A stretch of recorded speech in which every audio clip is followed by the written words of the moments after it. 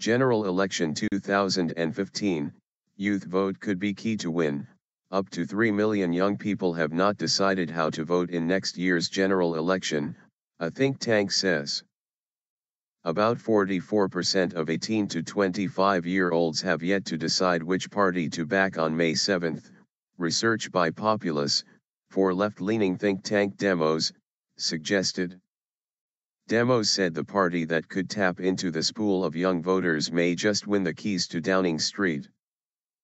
The survey of more than 1,000 18 to 25-year-olds also found parties needed to use social media more effectively. Demos said Skype or FaceTime MP surgeries, hustings via Facebook and online voting could all boost youth political participation.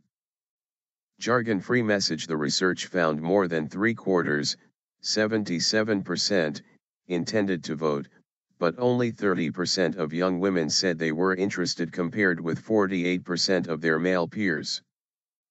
Asked to name the issues they were most concerned about, 69% included the cost of living, 62% affordable housing, 58% unemployment, and the same proportion said the NHS.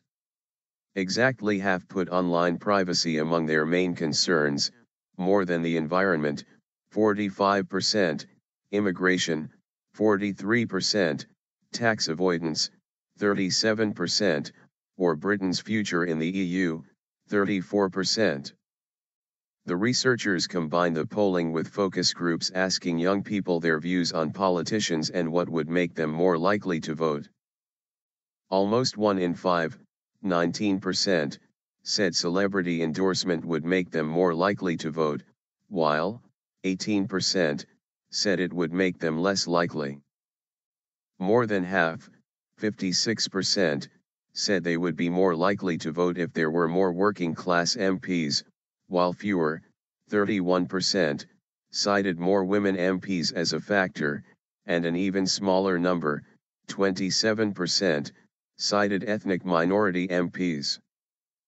Demos head of political participation and report author Jonathan Birdwell said, "Our research shows that there are up to 3 million young voters who are up for grabs in next year's election.